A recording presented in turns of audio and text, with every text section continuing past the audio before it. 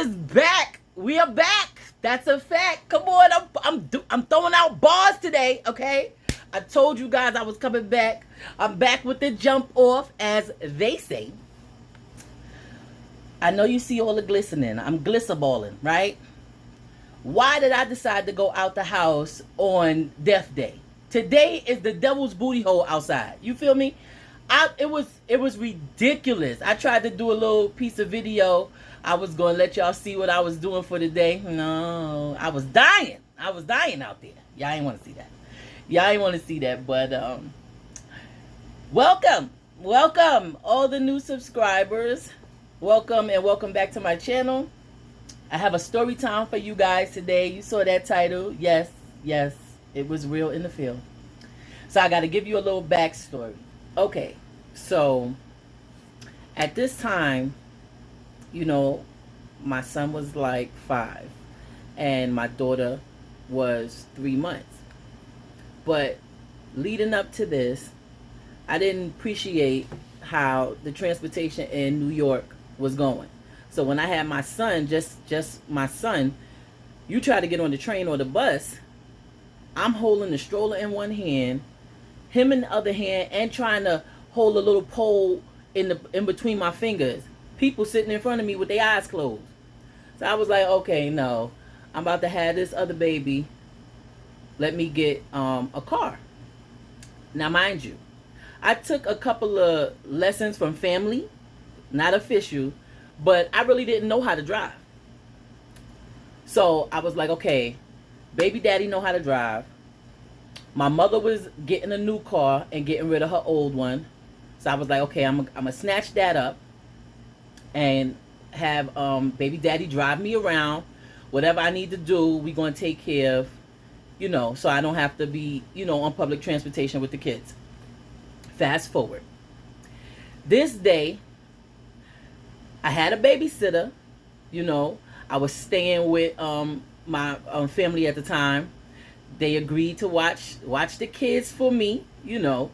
Everything was going good. Me and baby daddy getting some date day. It was actually a date day, not date night, because it was daytime. We was going to hang out. Now, we go to breakfast, and you know my mouth was flipped at the time. The plan was we was gonna go to the movies, and you know, hang out until later in the day. I don't know what I said, that I can't remember. But he got pissed off. I mean, so pissed that he was ready to cancel the movie. So I'm like, we planned this. I got a babysitter. And now you trying to leave? So his excuse was, I'm going to see my kids. I didn't see you get no phone call. And now you trying to tell me all of a sudden you going to see your kids today? Okay, we going to see the kids. So he drive me in front of where I'm staying at the time. And he like, get out. I ain't going nowhere. This is my car. I know you better get out the car. So I'm like, I'm not going nowhere. I'm going to just sit right here and whatever. We just going to argue it out. So, baby daddy, when he started yelling, it's a new level of loudness. He louder than me. And they say I'm one of the loudest ones in my family. He louder than me when he yelling. Now, the people around this area know me and my family. So I'm like, this is kind of embarrassing. You know what? I'm going to just snatch these keys out the ignition and I'm out. Took the keys out. When my right foot stepped out the passenger side of that car, driver's side door flew open. I was not ready for the track star that was coming out of the driver's side. I'm like, oh, he is serious. So I start to running. I'm running in front of my cousin building where I was staying at the time. And she got a big garden or open grass area in front of her building. and it's kind of gated, but you know, a little opening so you could go in. So he gaining on me. I'm like, this was not a good idea. So I run in the grass. Run in the grass. He up on me. I like, my mind like, oh my God, I gotta do something. He about to get these keys. I throw the keys in the grass, run back to the car, and I sit in the passenger side. So he gets the keys. He comes straight to the passenger door. Get out the car. No, I'm going with you. You going to see the kids? We going to see the kids. I love the kids. I want to see the kids. Get out the car. I'm leaving. I was like, oh my goodness. He embarrassing me up in here. So now we fumbling, not fighting, fumbling, because he trying to get me out the car. So I said, okay, I'm not going to be embarrassed too much longer out here. I'm going to just get up because he really want to go. So I got out, let him get in the car. He wanted to. He tried to do 90 to get on another block. I'm like, I hope you crash. So get upstairs to my cousin's house. Now, you know, I give her the tea. She like, And yes, at this time, there was infidelities going on. So I really knew he wasn't going to see his kids. I said, okay, somebody done put a bug in his ear, or he done got pissed off at what I said in the car. Now he about to go to one of his tenders. All right, I got you. In my car, I got you. So I'm upstairs. I want to say I'm talking to God, but it's really myself. So I'm like, all right, he want to play me? I know he not going to play me like that. He don't even know me like that. Playing too nice. Playing too nice, too long. He want to see the other side. You want to see the other side? I'm going to show you the other side. So I'm going off. All kind of ideas coming to my head. Light bulb. I'm going to go get my car back. But I'm going to wait because I know he got to go to work the next day, right? So I said, okay, I'm going to wait. He going to go to his father's house to sleep for the night. And then I'm going to go get my car back. Now, the whole time he had the car, I bought the car but right before I gave birth to my daughter. And at this time, my daughter is 3 months. So he had the car doing whatever he wanted to do all that time. He never knew there was a spare key. I let him have the key. The other key was with my mother. Because, you know, it was her car. Called my mother. Ma, I need that other key. You know, I'm a, what's going on? What happened? I filled her in on the story. All right, come get it. So, call my homeboy. You always got to have somebody that's going to have your back. It don't matter what time of the night. I was like, yo, I got to go get this car. This boy took my car and went to do whatever he wanted to do, and I want my car back because this wasn't the agreement. So, I want to say it was about 12:30 at night because I got to wait till people got tired. We in the Bronx, okay? 12:30 at night, maybe 1 o'clock. In the Bronx, we took the train all the way to Brooklyn. Me, my homeboy, and 3-month-old on my chest.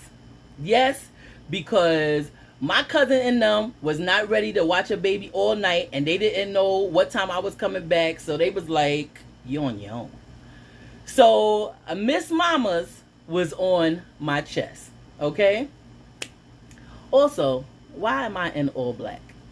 It was real. She was something else in her day. In her day, she was something else. So, we get out there. We walk. We get out to the last stop on the 2 train. We had to walk a couple of blocks to get to where his family stay at. And then I took my daughter off my chest and I gave him to her. I gave him to my friend, and I was like, stay here, you know, because just in case, you know, we don't want you to get beat up. You just helping, right? Stay here with my daughter. I'm going to go get the car and bring it to you. So where he was could have been about 3 or 4 blocks away from the house. So I can manage that, you know, but I ain't getting on no highway with the car. That's really the reason why he was there. He was there to drive me back home with my kid because I really couldn't drive like that. So passed off the daughter, and I'm cat burglaring.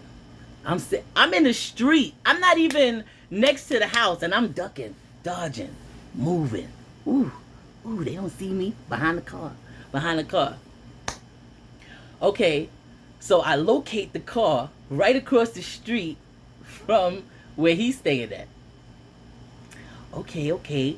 Now we gotta go up to the passenger side first.